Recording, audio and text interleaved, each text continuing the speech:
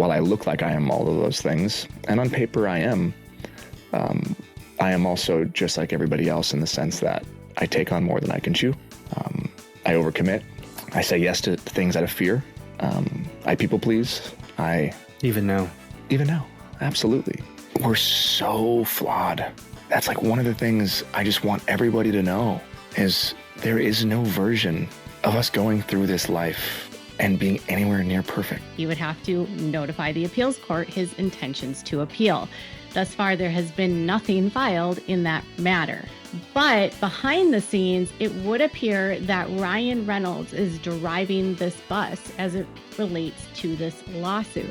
And why do I say that? Well, I think it's obvious, but Ryan Reynolds is known for being kind of a controlling guy, right? His ex-wife, Scarlett Johansson, mentioned that he was very on top of her. You know, relationships don't work when there's jealousy and control and not wanting the other person to succeed and having a husband that wants you there at their beck and call and getting upset when you're not, all of these things. And, you know, during the period that he was with Scarlett and along before he met Blake and before his PR cleaned up his image, Ryan was known as kind of a hothead that popped off. And suddenly when he got new PR around the time he married Blake, suddenly he was morphed into this family man that didn't have any of those issues. And he had a wife that was his doting wife that popped out 4 kids for him in the span of 10 years. And his career thrived. While his wife, who had been well known for her roles on Gossip Girl and doing some films thereafter, her career all but stuttered, faltered, fell apart. She had a string of box office flops. Her last film, The Rhythm Section, was the biggest bomb ever in box office history, losing the studio more than $50 million. So her comeback was important because if she flopped another film, well, it wasn't going to be good for Blake. But Blake's career is only a secondary issue to the ambition of Ryan Reynolds. And Ryan Reynolds' hands were all over this story. And while the New York Times today published an article saying that it's a misogynistic cesspool of creators that are attacking and making anti-Blake Lively, which I want to preface this by saying it was published as an op-ed, an opinion piece. I think they've learned their lessons. Perhaps that making false allegations against someone should be an opinion. And so they are putting this under an op-ed, meaning these are the opinions of Kat Tenbarge. Kat Tenbarge, who's been fired from numerous outlets, including NBC News. She also was let go by Business Insider. Kat has had a long history of being and fraternizing with problematic content creators, and once aligned with numerous content creators that on this platform later were found out to be frauds, who she used as valid sources for her content. Kat is someone that finds joy in canceling people, and she's not satisfied unless people lose everything. In fact, when she ran a series of stories on David Dobrik, she was upset that he wasn't dropped from everything. She was upset that Jeffree Star wasn't arrested after her piece about him, or that he didn't lose all of his endorsements or products, or his career didn't get completely shuttered. When she was with Business Insider, her favorite thing to do was to cancel YouTubers under this platform of social justice warrior. Now, I'm not a conservative, so I'm not trying to be political here. I'm just saying that's what she did, okay? And now she's published a new article under the op-ed, meaning this is not fact. It's her opinion. And she's regurgitating the same talking points that were already reiterated by dozens of other pieces on dozens of other outlets that she is just putting out as her own opinion. Is it really your opinion when every other outlet has the same opinion? I'm just saying. But she cites a YouTuber. I'm not going to say their name because, quite frankly, I don't know who this person is and I don't want to give them attention. But she says that this is a misogyny slop ecosystem in which pop culture sleuths on TikTok and Reddit, gossip hounds like Perez Hilton, and even the press junket reporter Shasty Flaw whose awkward 26 interview with Miss Lively exploded on YouTube last August, pump out weekly or even daily anti-Lively content that nets millions of views. Their theories often wind up in outlets like the Daily Mail. Now, I don't know if you know who Shasty is, but she has a channel that her video where Blake was really rude to her when she Shasty congratulated Blake on her pregnancy while she was promoting the Woody Allen film Cafe Society. And Blake's like, oh, congratulations on your bump. And Shasty wasn't pregnant. It was really rude. And then she basically ignored her the entire interview. She's been trying to frame Shasty as a part of this smear campaign. And the reason why I'm bringing her up is because her name is in a record that was uploaded and filed in court yesterday. And to date, Shasty has not been subpoenaed. It's odd to me that she's the center of everything, and yet they haven't subpoenaed her. Why?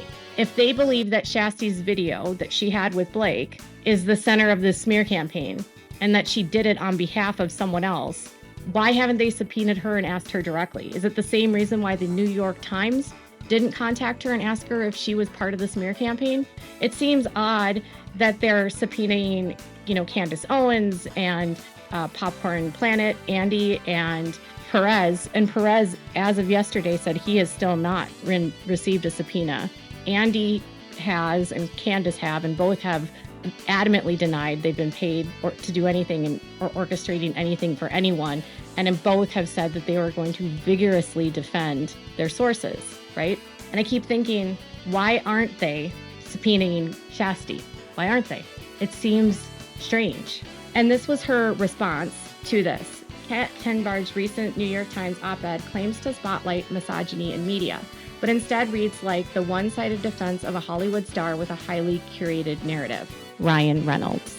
By painting independent creators and journalists as part of misogyny slop ecosystem, the piece reduces valid evidence-based scrutiny to clickbait outrage, all while ignoring the real power dynamics at play. I've been covering this case not out of hate, but out of belief and accountability for powerful men and powerful women.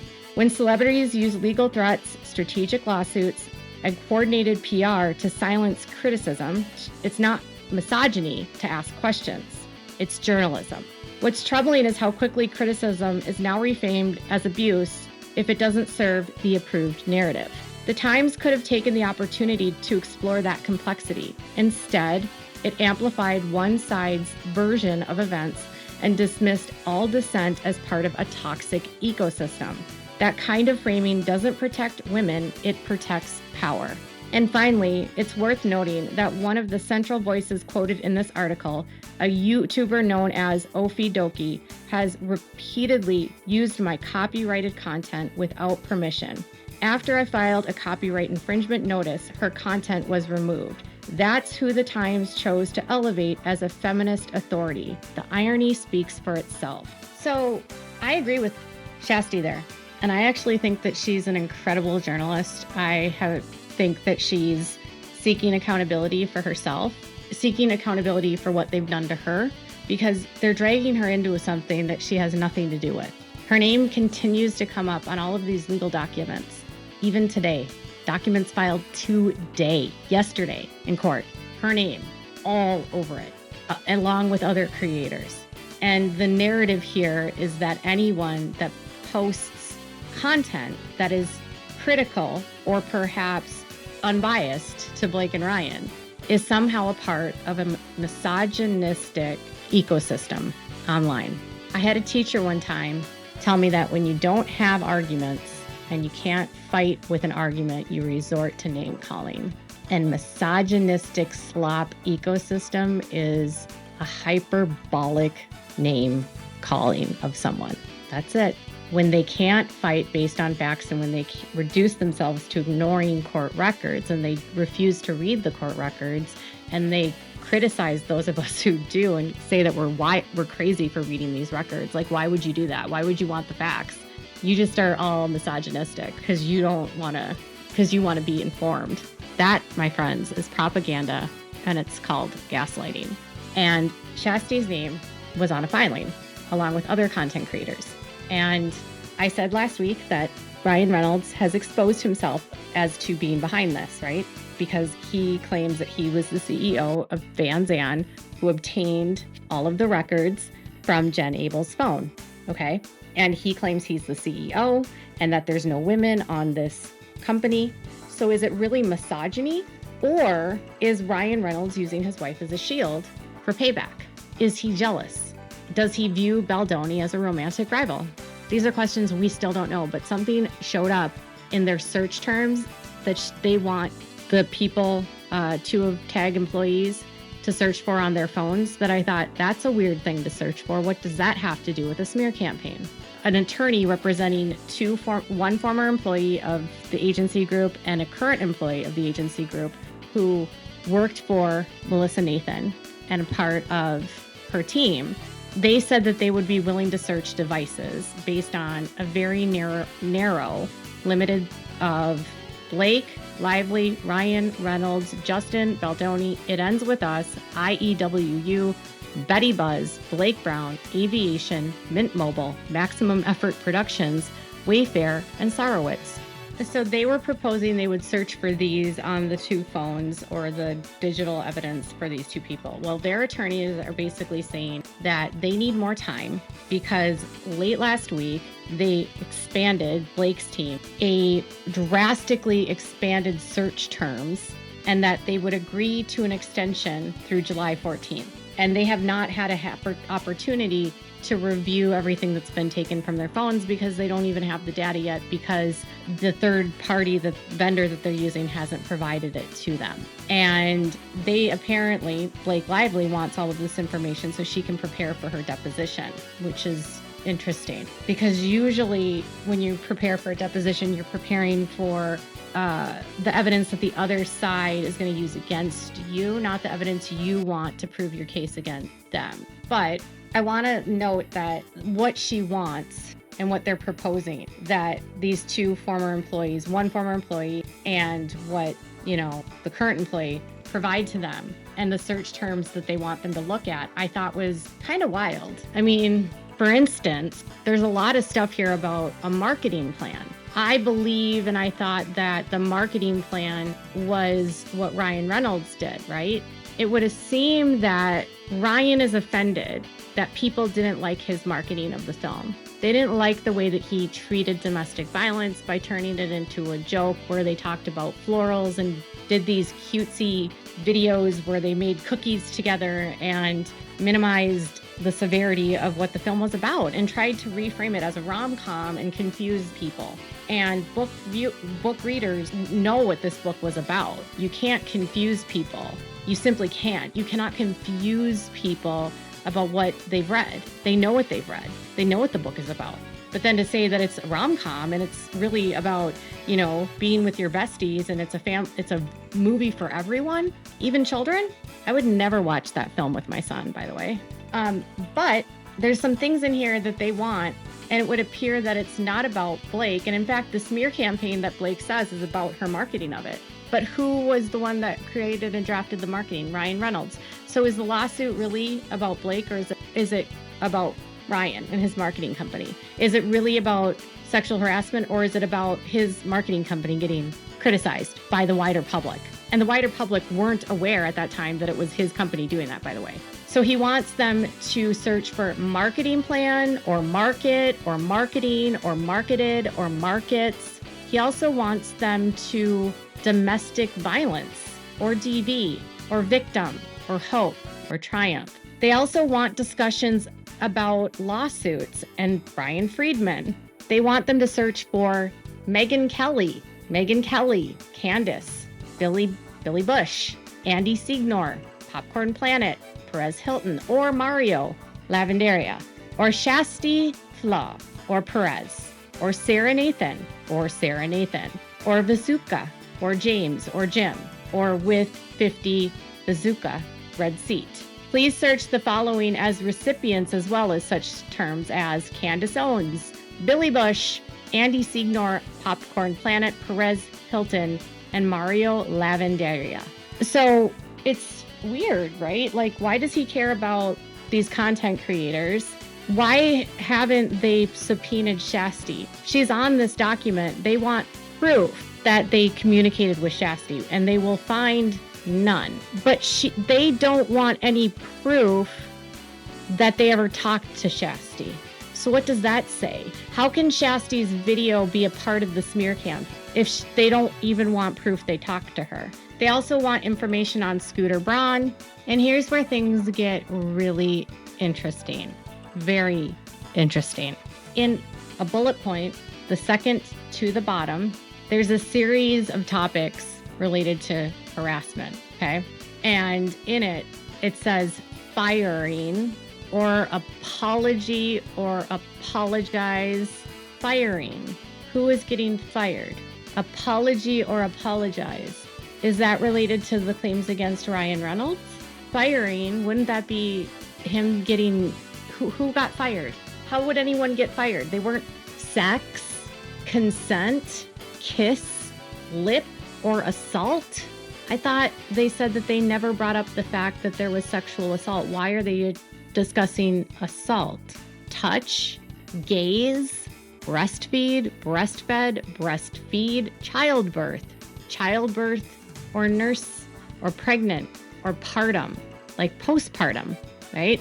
Or genitalia, penis, or porn, nude or nudity, or naked, or intimate, or intimacy, or objectified, or defame, destroy, payback, or revenge, or cancel, or target, or discredit, or ruin, or abuser, or hurt, or criticism, or criticize, or toxic, or problematic, or nightmare, or victim, or difficult, or crazy, or nuts, or worst, or birthing scene, or bitch, or slut, or cunt, or boob, or affair.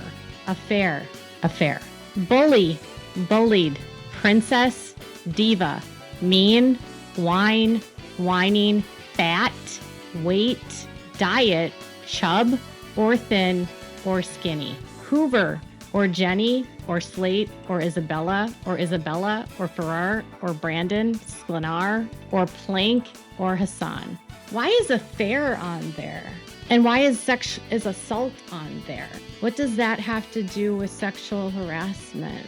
Are they trying to collect evidence of a discussion about an affair? Is Ryan trying to figure out if there was an affair because he doesn't believe his wife? Is Blake searching for evidence that an affair wasn't exposed or an attempted affair was exposed? What does an affair have to do with retaliation for sexual harassment? The fact that so much of this is not about sexual harassment, but instead about content creators and whether or not she was difficult or had an affair with him. And so much of it is about the marketing. Who do you think is really behind it? Who benefits the most for the marketing? Ryan Reynolds. Who did the marketing? Ryan Reynolds. Who would be offended if the marketing wasn't received well? Ryan Reynolds. Who took over the marketing from Sony? Ryan Reynolds. Blake would know if there was an affair, wouldn't she? So why do they need to search for affair? I'm telling you guys, Ryan's behind all of it. Well, Blake is likely a part of these decisions and working with Ryan. It's clear that, to me at least, Ryan is one driving this bus. And he's the one that's offended that his marketing company has taken a hit, that they put out a really bad campaign that sparked a ton of backlash and was something that victims of domestic violence were hurt by, and they found it dismissive of them. And so instead of him taking accountability and possibly apologizing to survivors, Ryan himself and his company, instead he wants to flip the narrative, right? And he wants people to think that, no, Blake is the victim and he is the victim. I mean, he even wants them to search for Wrexham and these one-off businesses like his investment in a racing company, which has nothing to do with Blake. It's obvious to me that this is a lawsuit of Ryan Reynolds against Baldoni because, as Ryan has said, he's jealous and he wants what Nice Pool has, his gold-plated guns and his dog. And Ryan is the mastermind. He exposed himself today. How does this correspond or correlate to the content creators? It's simple. Ryan himself has said that he uses deflection as a maladaptive coping mechanism. He deflects what he's done onto other people, and he admits that it causes him trouble in his own life. That's what maladaptive is, right? So he uses a strategy of deflecting what he's done onto someone else. So for Ryan, he wants to deflect his choice, his marketing, onto, the criticism of the marketing onto an untraceable smear campaign. And most importantly, he also wants you guys to believe that any criticism of him is from a misogynistic group of haters that are going after Blake Lively because she's a woman. When the truth is if Ryan had chivalry, an ounce of it in his bones, he would stand up and make himself known that he's the one that started this. It's his jealousy and his rage and his paranoia and his anger and his narcissism that continues to fuel it. And he continues to try to discredit and target content creators through subpoenas